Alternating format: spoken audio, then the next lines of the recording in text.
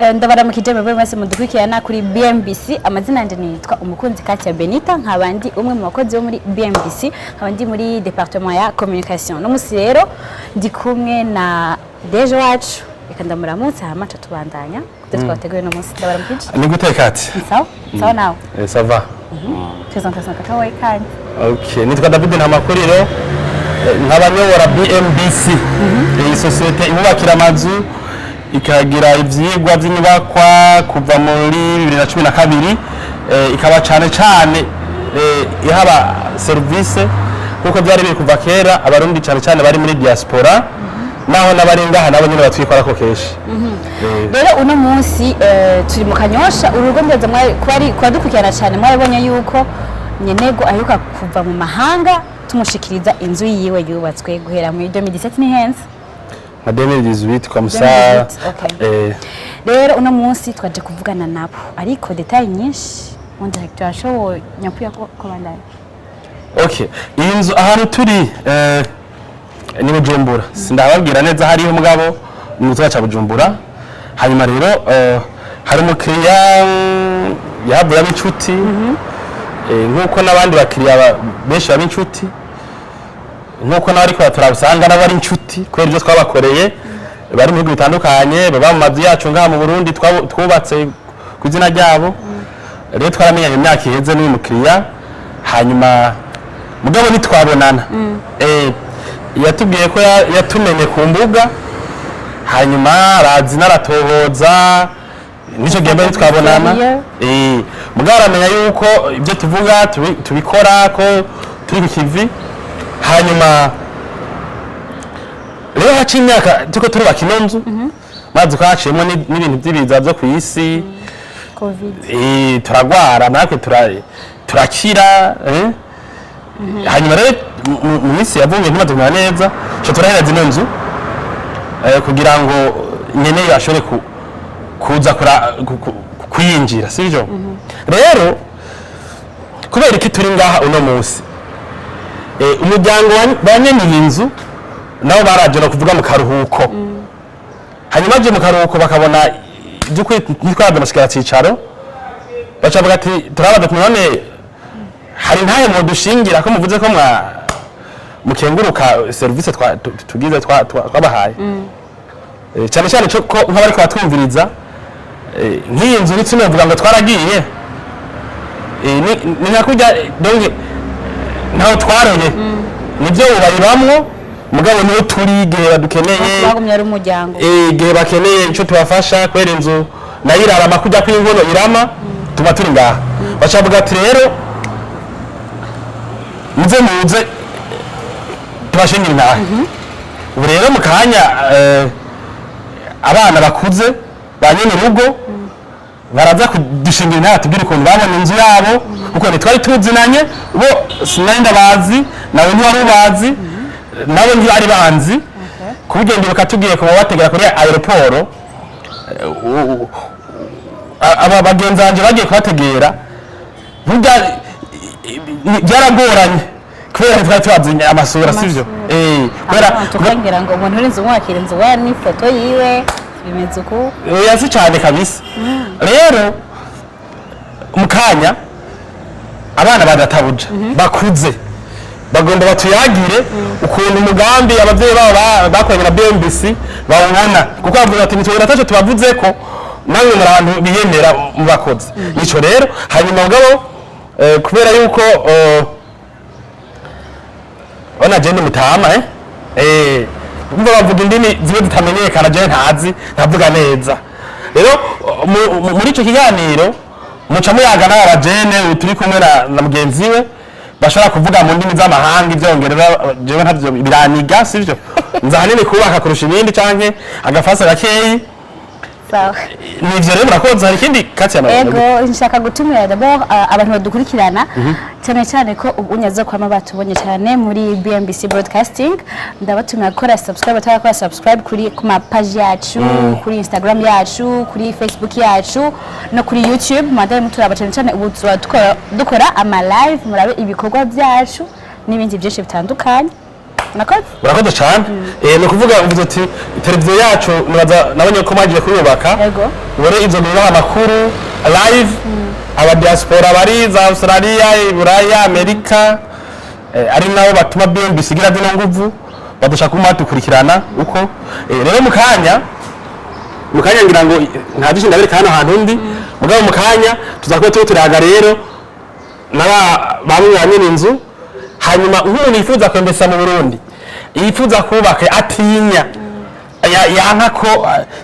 yohemukirwa niyo mvitsi ijyanye batugirira naho ataco barashikirwa ndazi barambwiye ukuntu biyumva amakenga here sivyo umuntu yifuza kwembesa mu Burundi azakora na BMBC nkuko abaye bakoranye na twebwe mubona bavuze bati ni mudo dushinga intahe kandi nibamenyesha ko muzomara igihe kinini muko baronka yindi intahe z'abakiriya ba BMBC murakoze karibu rero mukanya duca tutanga kuyaga nabari mu rugo hanyuma mushobore kwiyumvira ibyo ntashobora kubabwira yego wala rero nisubiyeko kubera yuko banyemereye ko twogerageza mu Kirundi turavanga hasi nico congereza nanje urumva burya nanjye narasomye ari two numva rero sinosaba kwidondora muri byinshi jewe nako bagaga ku muryango imbere ko tungira ngaha mu nzu rero ndahasanze aba turi kumwe uyu musore ni inkumi ni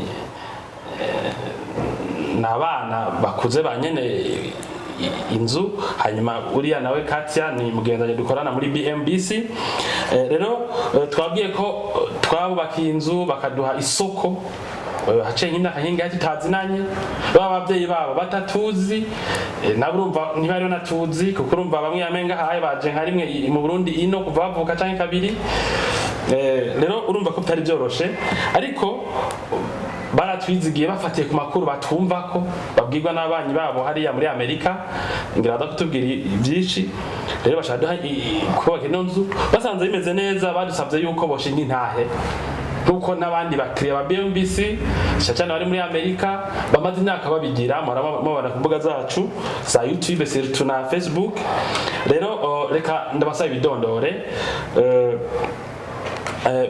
nitwa bande musore Jentwa Damian Ntawumpora ndavuye nganye mu Burundi mu Rumonge muri 1993 hama nkura muri Tanzania mu nkambi no kuvuga haci imyaka 30 20 mpereko kwiza 30 voilà rero ucuja muri Tanzania hanyuma muca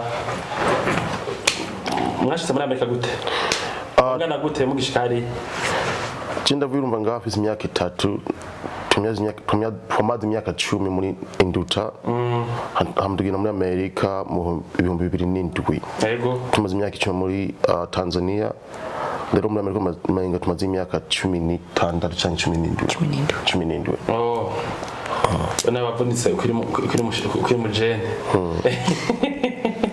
okay hanyuma rero ndaryohewe nanjye nitwa David Ntamakuriro turiko tuyagana mwebwe turi kumwe na umukunzi Katia Benita turi na umukunzi Katia Benita mugendanye dukana muri BMBC mugitatu cyo kumenyesha makuru hanyuma reka nyagere na mushikawe nawe nyina twidondore mademoiselle mu twidondore jendi twanirize nzocumugani yego naje ndavukiye ino mu Burundi mu Kigwena yego ndibaza ndavuye no mfisha umwaka umwe n'amezi 9 ndungiye muri Tanzania Induta yego jewe ndavuye muri Tanzania mfise imyaka 9 mu 2007 tugenda muri Amerika uko musaza nje bivuze tumaze muri Amerika imyaka 17 birameze neza hariya ubuzima buragenda ndarashimye kwera abavyeyi batugarukanye ngaha mu Burundi tukabona iyi ni incuro igira kabiri jewe ngarukino biraryoshe kwera igihugu kirateye imbere ndabibona ibintu biko biragenda neza ndahashimye cyane n'ubugaruka ndoza ndagaruka no urakoze cyane karibu sana okay hanyuma rero Annelise na Damia natwe turabashimiye kwa mwemeye ko tuyaga turakorera imigambi yo kubaka amazu aba diaspora benshi kuva muri 2012 muri za Amerika hariya za Michigan za Colorado za Texas hose za Washington za New York haba hariya abakiriya bacu mugabo hariho bamwe bidakunda ko tuyaga canke batabishima kubona ari mushimye muti tuyage mwakoze cyane rero ndagomba kubabaza igihugu mwagisanze gute imbere ko mushika imbere y'iko mushaka ahiwanyu muhira muri nonzo twubatse mwaduha akazi igihugu mwagisanze gute mubona Burundi imbere kwa Damien mubona hameze gute Jiko ndabivuga nkuko avuze ubaye bwa kabiri tuzino turizoshika no mu 2018 yego iryo ryari ryambere kigiye kirekire kabisa tugakira ico gihe twashikiye mu Rumonge niyo tubonye Burundi mugora mu nusu twashije dushikira muhira ngaha mu nzu matubakiye so biratandukanye kandi biraryoshe bivuga kweri Burundi ko tubona tugomba kugenda buri guhinduka gutera imbere ego ibibazo biracariho mugabo ibintu gutera imbere kandi uko wabivuze urabona nk'iyo company ya ukora ya BMBC mukora ibintu byiza rwose so ndibaza muri myaka zikurikira bizotambira imbere bibandanye uko nyene murakoze cyane hanyuma ivyifungurwa bya ifungurwa bagana Amerika Gwana mahamba kana mahamba sinzwe eba inge kweri hariya ni nyinshi mugabo ico ndovuga ko inge zo ngaha ndovuga ziri originally nta miti urumva inge ngamushiramwo hariya inge tujya nyinshi urumva barashiramo ibintu byabo bigatuma ico bituma mumva hari ingwara nyinshi zisaze ni kubera inge tujya hariya mugabo kweri je ahandi arashimye inge siguma kuhava ziraboneka hariya kubera mama urumva yikuriye no yirimira na hariya aracarima aratera ibiharagi impuzenye ibyo ibigori ntori inyanya ibyo yakora urumva muri Tanzania arabikora mugabo hari ibintu bimwe hariya bidashobora kumera ikintu je ntarabona atera ibijumbu canke aya mabungu tugino amateke hariya ntiyakura mugabo ayo turonka sinkayino kore ndari amateke hirya yejo ibagabo yayikore yari yarengeje yari yaryoshe ingi bash ingyo ino kweri ziri very healthy nta muntu yovuga ngo yozino ngo abyibuhira ino ivyo bintu kweri katomoye hanyuma friendship mwabonye gute abagenzi muri kumatembera babona izikizi to create friends here biravana naho giye urabona kajura ngene nkungana inasiko mungana sivyo no gusoka nsohotse bamaze guhagarara kara abantu bavuye aho nibivyo bikoko bavuye so mbwa ko ndabonye biravana nkeje twari muri ville ne twabonye ndarabonye n'abansumba yego ko ndatangara nibivuze bayabambere mano gusumye n'uburebure nyene so kweri biravana huri by'ugenzi navyo yumva birafata umwanya ko urabona nga nta mwanya munini tuhamaze mugabo tufise nga imiryango so niba twereka abantu niba tugira introduction y'abantu nkuko mushikanje yavuze turumva tuzora tuza abagenzi bazobaho so tuzobana nyiko nyene urakoze cyane hanyuma nagomba rero tuje kuri kuvyerekeye sujet proprement ane wewe wiyumvise gute abavyeyi bakubwiye ko barondeye societe twa BMBC yubaka amazu muri 2018 batangiye kuvugana ngo agomba bakinzu ya etage geretse kabiri ibintu by'amahera menshi miliyoni amajana ntabwo babumvise ubwoba bwarimwo kubera muri ivyo bihenda ndabizi ko Burundi yari ifise ingorane gatoyi mugabo jewe nkiri muto ndarakunda kubona design papa wacu yari yakoze mu gatabo rero tutangura kuvuga bana ntuzera tanguye hariya ngo mandubakishe numva twari yaragana tubwira gakega ko buto ntabwo bakorerwa dufise kubera avyeyi bacu bakora ibintu bafise umwete kandi bafise ingingo yayo so jewe kweri kuvuga ntabwo bakorera ndari mfise bene they trusted you guys they presented you guys with the project now kuvuga je narafise ubwako yaye kweri kubera bene barabemera umuntu ntibari gutora umuntu batemera ntibari gutora company batemera rero batubwiye twe ndazi ko ibintu byari kugenda neza kweri kandi ibintu ndabibonye byaragiye neza cyane inzu ni nziza marayubace irameze irasa neza cyane gose murakoze cyane ndashobora kuvyongera ego Damien nabo jewe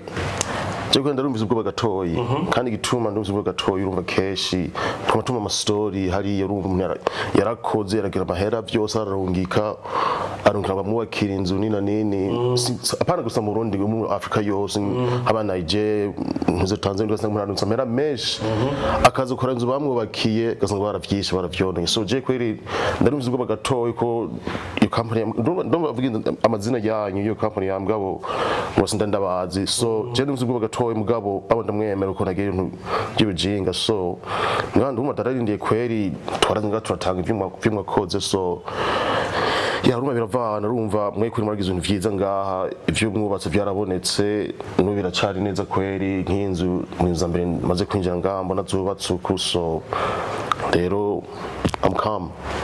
Thank you very much. Ego cyane. Hanyuma nagomba ndababwire gusa ikintu kimwe mwegeye mwatwakire ngaho iwanyu.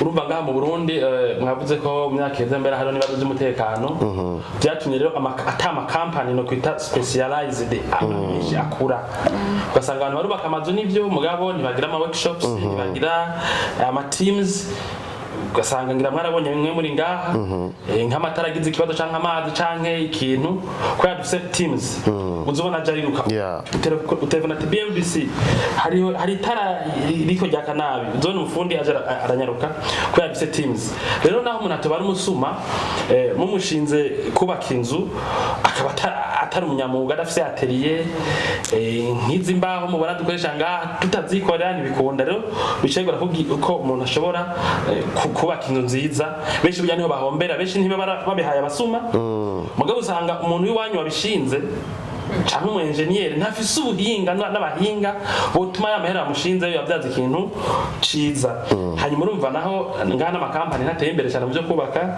tuko turapushinga BMBC gira inguvu hamwe mbere atari amasosiyete yo mahanga asura gukenera mugo hari ikibazo rero cy'uburyo n'ibyo by'umutekano byagiye biraba ubu turabona ko ibintu bikatera imbere rero mworema cyane cyane igihe mushaka gukorana na BMBC ego rero mwavuze ko ari byiza mumaze gushika rero mumba kuva muri 2018 twabonanye twabumvise ku matelefone twatanga umugambi gutegura corona iracamo tuma tubaka buhoro mwari kwa mwaravye kera ndavyibuka mugabo rya pandemic yaratumye mudashobora kuza n'ingoga none mwebwe mumaze gushika rero ngaha muri uyu mwaka mu mpera za 2020 mukabona ino nzu yanyu twubatse mwege mwimvise gute mbere kwa Anne Annelise ebaka twarashice ndatangara kabukora kutwe twashice mu ijoro ndaratangaye kweri ndaragenda hanze baraca amatana ndayiraba ndayifotora mvuga ati ibintu mwakoze kweri ni byiza utuntu twa mbere twanshimije n'utu dupillar turi ngaha inyuma aga pillar twe tubitu pillar akantu gahagaze ngaha pillar pillar okay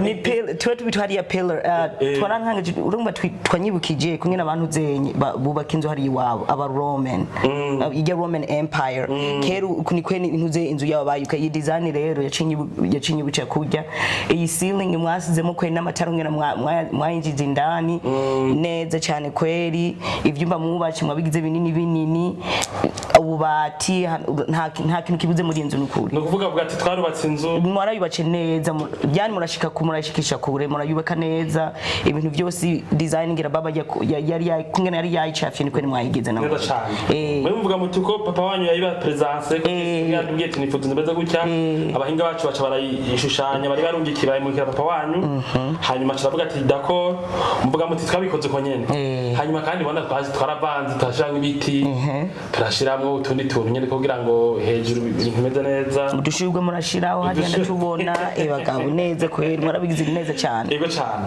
hanyuma reka mbanze maze damye nawe uyimvise guterana mwaragize amakenga n'ibyo mugabo mukizigira mutavyeyi bacu ntibakunda gufata ingingo zitiyumviriwe ariko mwagumana somehow amakenga sije mumaze gushika ngaha damye rero wasanze niko wari ubyiteze canke what were your what were you waiting to see this or less or bad cyo ndandarahaje yitwaje bwa mbere ahari ubwatsi n'ibigori so kugaruka kora mwakoze ibintu nk'ibi kweri. It was more than expected. Yeah. It's impressive. It was more than expected. Design wakoresheje nari ntazo ndabwabone kweri nk'uko mwagize amatara. Very impressive. Izi ntuzeye wakoresheje ntuzeye hasi tiles very impressive.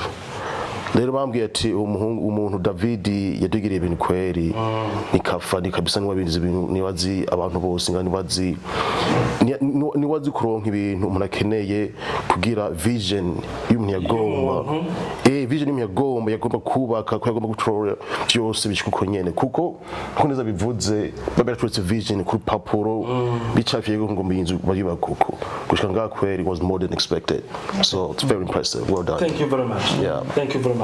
Rero bwa mbere nanye ndabashimiye kubera yuko bwa mbere ho ino nzu yagenze kujya n'izindi zigenda neza kubera banyene byo baba batwizigiye mukaduha umwanya hariho ingiye papa arambwira ati shaka kuyinjira mbwa ati hari akantu tutararege sivyo twege mbere muri kanige mwazanga ha twabwiye duti erega aho twaroye nuba kazogenda nabi murabona mwarayije mishikama ari shasha cyane atawundi murayibamo rero nk'utupanga yuko ni mwagenda tuca turika fundi bacu mubabwire muti aka kantu karimo erere nakarimo erere nakarimo erere nakarimo erere hanyuma rero mwege bice migira hari dusigare rero turafunga twanyuma rero donc ikwera inzu irarama kujya kw'inkono kujya nabivuze inzu irarama nayo.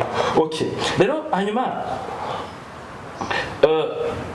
rero mwamaze kuvuga yuko ingingo bavyeyi banyu bafashe gukorana na BMBC namwe mukayishigikira kutari kwihenda bica biboneka mbere yuko kumbure abantu nuba kigira ingorane turi muri 2024 abantu bagira ingorane muri 2024 bagashinga imigambi yabo abantu batabishoboye ariho turi murumva nk'uyu muryango wabera icitegererezo mama wabo yemeye kuzoduha ikiganiro nawe nyene mama waba muri iyo ntumbero nyene gukengura ukuntu basanzwe ko ari byiza bafatiye ukuntu bari babyiteze bisigura ko abantu baguma bihenda turavuga ku mbuga ko dukora neza abantu kubera abarundi basiba gukora barasiba kuvuga bakumvisha umuntu ngo ntadukoreshe abantu bakaza nk'akandi babwiye rega no nk'umuntu ashaka kuza inzu yaraheze akaza tukavugana tukubakira inzu abantu biwabo bakamuremera cyangwa bagenda haciye imyaka ibiri baze kuvyonona agaca garuka ngo urumbango je gusaka ngo munyugarire ngo ijyanzu bahanze bakoze dukosa bahanze ngo tabikoni ngo tawo bate ngo munyifashe ya twendi tuza gufata ibintu byamaze koneka ngo tubikore rondera bajya nyine banze babandanye urumva rero ko mwege kubera bitageze hiyo hari ukwicuza mutagira hanyuma ikindi kintu naco gihambaye murabona yuko twegariho turi nico twokonona papa wawe na mama wawe no mvukana baje kukazi baratubona dukorera barazi neza ko turi ready nico nako bakaragenze nabi kuca tugakosora ko niho turi company nitwo kwinyegeza umuntu atubure hamwe asanda yaragakosa sivyo kubera umuntu ashaka kwihenda mugabo twe niho turi hanyuma no bandanya rero hari abarundi baba muri Amerika megi nkariya muba mu iwanyu bega hajya muri leta yande twe muri state yitwa Oregon muri city ya Portland. Okay hariya kure nyene kundi ruhande rwa Amerika ujanye ne hariya mwiba hari inyuma urabona wavuye urabona hadisi hiri twe muri ruhande rwa Amerika ruva kuri goes cyatomoye jewe iyo dadisi nta naho ni ya jeni zaje nyina mugatumba mwame jani no ngarukira sivyo imwe mwaragize okay reka tubanda urumva rero hari abarundi mubana muri Oregon canke muri Texas canke muri Virginia canke hehe muri hariya ziriya state hariya canke abajyanye muri Canada n'ahandi buraya kuko no babwira ko twege abakiriya bacu ba mbere ni Amerika abakabiri ni Australia hanyuma Canada bala buraya barakurikira bala Afrika no za Zambia canke za Afrika y'Epfo kose turafiseyo inshuti na za Dubai bico oye rero abo barundi rero muri diaspora bagikekeranya batinya kwinvestinga mu Burundi bavuga bati narabonye nakavyara mugoye baramwije yabaye batabishoboye kuko nabwiye ko amazu yose ibakwa nabi yaba diaspora canke abantu bo ngaha sabantu babivye ubihaye umuntu atabishoboye atabizi adafise nk'iyi logistic dufise naho yoba gukunda yoba muvyeyi wawe biramunanira sivyo abo bantu bose rero baciye bagira ubwoba bagatinya ugasanga ariko bakaza Uganda za Tanzania za Ghana turabazi baragarije natsinye kwaka muri Ghana canke abo bantu mabwiye iki muravye iko mwavuze ko leta zitanga ari nziza ivyo twakoze masanda ari vyiza abantu mwo baremesha nabo bakaza kubaka mu Burundi akazashika amazu yabo kuko mwege mashike amazu yanyu mpere kuri Damien Jecho nuvuga uri nk'umurundi ngomba kuza kubaka ngaha none cyo tumugize interview tubabwire tubereke BMBC BMBC kwera kora ibintu bifuza ubwenge ngaha yego barafise urumva team barafise logistics siyo ngo umuntu umwe azobari kubikora bafise abantu urumva bafise bise bari gukora bose siyo umuntu yakononera ibintu so cyo bivuga kwere uri umuntu umwe kubaka mu Burundi cyose bivana n'umuntu barondeye kwigufasha so aha kwere niho bagomba korana wewe sawa na jewe kweri kakazogera ngomba kubaka ko ndabindi mwakoze ndondera mwebwe sivyo rero urumva bivana n'umuntu uko agomba kubakira ibintu bifite ubwenge uzota ukabona kweri banyubaka inzu ni kurondera umuntu abizi umuntu afise ubushobozi n'uburyo bukora ivyo bintu cyo ndavuga handi naho kweri biravana n'umuntu okay urakoze cyane Damien mushikawe sinzi nabaje kiki kibazo kuri abo bumva afise ubwoba kwera azabona avuze ane wumva abantu uri kabana Akora Damien yavuze mu Kirundi ngo navuze mu Cyongereza nanje So for the people who are afraid or who get discouraged in any type of way, we are proof that things can be done if you have the right people to do it for you. And being here, seeing her and seeing him and their company, they have done an amazing job to our house and many other houses. So if you don't believe us, you can also go around and ask other people that they have built for, but we are proof and we're letting you know if you are ready and you have a plan to wanting to build a house where you come from, they are who you should call. They are the people you should work with. They will listen. They will whatever errors that they make, they will fix. They will bring your dream home to life. So trust them and believe in them. Thank you very much. Yes. Thank you very much. Okay, let's continue.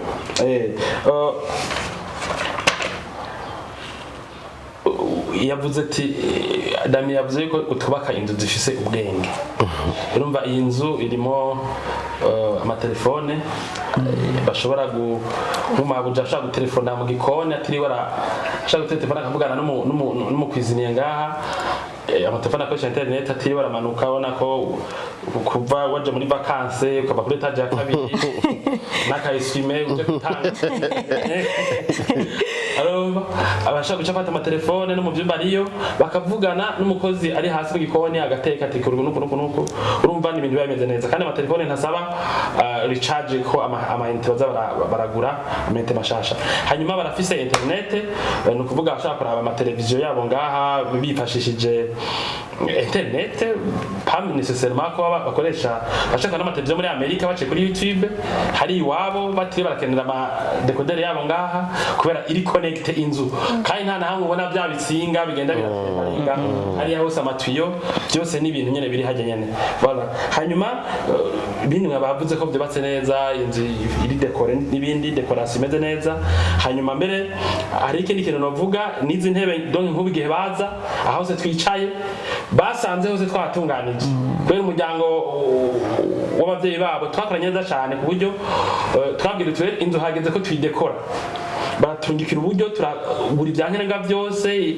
ibindi turabyikorera nk'izi ntebe dusigaye tuzikorera ubu amasaro ministre amatabra manje ibitanda ibikoni uba turabyikorera byose ubu hamwe inzu usanga twayidekoye yose imeze neza rero nico ni gituma baza ko yavuze ko inzu twubaka ziba zifise ubwenge kandi ziba ziheze there is a question I would like to ask again.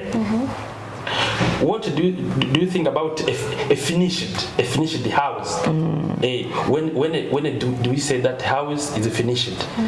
Because here in Burundi, someone tells you, I have finished my house, I'm going to live in my house, and entering inside, you find that So how do you say that this house is finished? According to you, when do we say that house is finished? Is it equipped? Is it analysis? When, in my opinion, when a house is finished, it's when everything is accounted for. So couch, kitchen, decor, everything that the house needs is in the house. There's a table, there's chairs, there's water, a little water dispenser, there's the TV, like aesthetics, accessories, everything is in the house. That's a finished house. When everything is in place. According to you, it's not only putting the pens. No. Yeah. We gotta have the aesthetics of the house as well. Furniture, yes. sitting room, dining room, kitchen. That's a finished house. Yeah. After the inzu iheze. Wana mwege abarundi ibintu by'ibyo birabagora. Mwege birabagora kandi basigura. After the inzu iheze, inzu ikoze igikoni. Ifise ububati, ifise mbere n'ibikombe, ifise n'isabuni, nk'inzu baza kuyinjiramo nta kintu na kimwe baje bazanye ngo tutagize ngo turyama neza. N'umusegetera nimba ukene twari twawupanze wose, kandi ubu niko amazu yose tuyagira.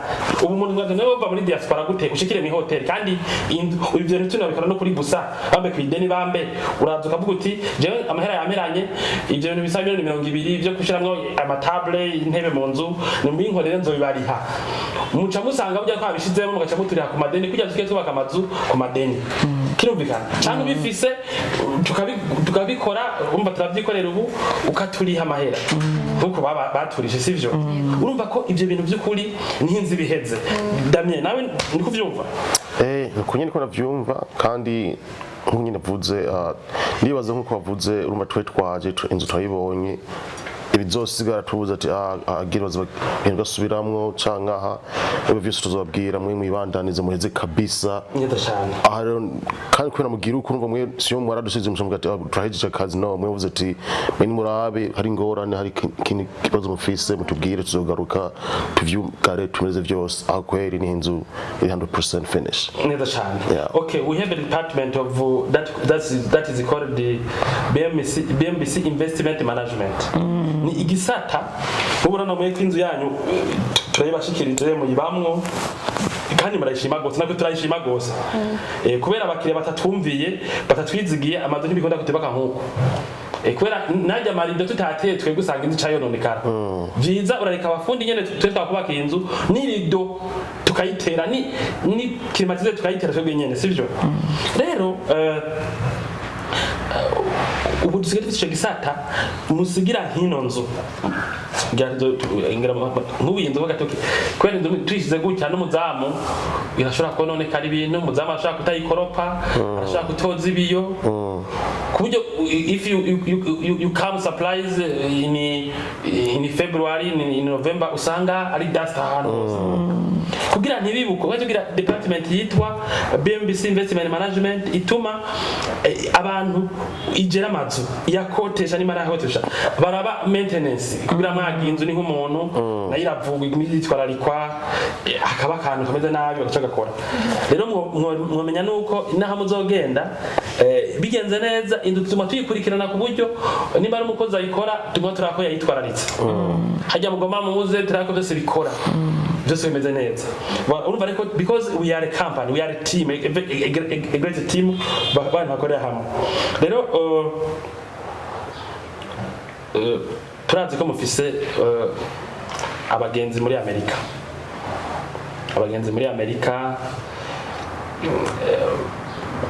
mungana donc imisore n'inkumi canke abadamu canke abagore mungana canke abaruta ubu ni mwashika. Do you recommend the BMBC what or what? 1000%. Yeah.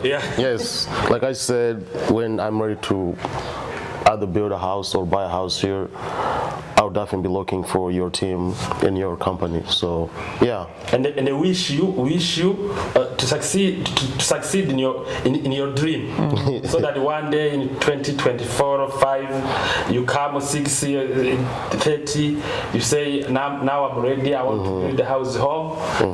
So BMBC, I call on you. We'll be very grateful if you can choose us. That's why I want to help you today do this interview, that we can maintain a relationship. Yeah, thank you very much. Also begin it, because the first time you came in 2018, we did not meet. So I saw meet you the first time I encountered you face to face, and I did not know that it would be as open as this. Of course. We appreciate. You're welcome.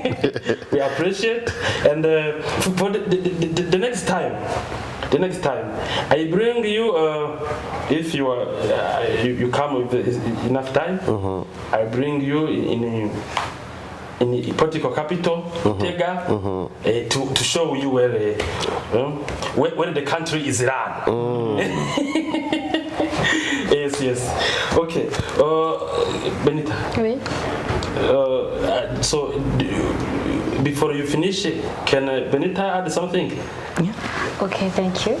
Sinza kwanza yako mchongereza, pardon. Okay, jewe ikibazo canje nashaka kubabaza. Ryari bwa kabiri muje. Ni yahe kubera haciye imyaka 5 umva hariho utandukanira. Itandukanira kuva mukiza n'ubu simvuze ngaha anya. Uruvuga Burundi bose. Ahantu kweri harateye imbere. Kubera kiyagiye twaza aya mazu yose yari nganti yariho. Hari amashamba nkuko Damien yavuze, ahantu hari ibigori ubwaci ibiki n'izi nzu zose ziri nganta ntazariho. So nk'inzu yiri imbere yacu ntayariho, n'inzu yiri ngana n'inzu yiri ruhande ntazariho. Rero ahantu kweri mu Kanyosha harateye imbere kweri ko ndabibona. Yego. Murakoze cyane. Hanyuma before also finish, as you are on behalf of our future customers, clients, nagomba nababwire kuvyerekeye bijya bigwati Edwine mu mutoyi wanyu yaratugendeye na wa compounds we have impangu usanga tuko turubaka ziri nk'uburaro 100 aba diaspora kadahagura mbere a new project haje impande ya airport, donc uzova muri airport uca winjira mu nzu ego umva iyo atari intambwe BMBC yatanguye ari societe nyene yirondeza bw'abantu bakayikunda kubera ubwo busiriye muvuze gushika dusige twubaka ibigwati tuko tubaka uburaro ngaho igihumbi ngaho Bujumbura mu mahegitari 15 tumaze gutanga gukoreramo. Rero nashaka ubwo butumwa, this message to carry it with you when you go back to USA. Tell friends, majirani fulani hapa na hapo kwamba BMBC tuna offers. Tuna offers, munashaka kuzubu wana nka twubatse mu itongo ryanye, itongo abavyeyi banyu baguze. Mugabo ubu n'abadafise itongo baraza bakabigurira rimwe byose bacu muri BMBC. Si ngombwa ngo ubu ufite itongo kugira ngo uze kugira uvuga ati jewe ndinjiza amadolari 1000 canke 1500 canke amajana 5 tukarara gusanga inzira imwo ushudura kugenda bigenda muri Amerika mita mortgage mukazoza gushika bihetse. Urumva this is also a product we selling now. Hanyuma jewe rero nimba takindi Katya ari kindi tutavuze. Oya je numva byose babivuze, gusa ico nshimye nuko twashoye kurenza ko kuvyo bari batwiteze ko niyo ni impact nini cyane kuri BMBC. Nandi ndabashima ko nabaduhisemo bakazuba kandi bazona duhitamo ubukurikira. Murakoze cyane. Murakoze. Tuge tuvuga ati yo mwubake neza na BMBC kubera hari igihe umuntu yubaka ntiyubake neza. Hanyuma ubwa tubake neza twaragize ama workshops, iyi miryango yose mubona ngaha, izi mbaho zose mubona twakoresheje ngaha, aya maparafo yose ibi niko tuvyikorera. no kuvuga nk'ibi we imported them but what's about woods ibintu bijanye n'ama technician bagira ama air conditioning abagira ibi by'ama televiziyo bagira internet byose niko tuvyikorera hagize igipfa muharabona ko baca basimba kubafasha ibintu bijanye n'amasekirite by'amakamera de surveillance by'amatara byo n'ibya kera dufise abakozi benshi kuvuga ko kazoza ibyo mudushinga kazokwagenda neza rero murakoze turashimiye abakunzi ba BMBC abana n'abadashobora icyongereza nagenda basigurira bana yanje ndagoderega rero mugire umunsi mwiza ego cyane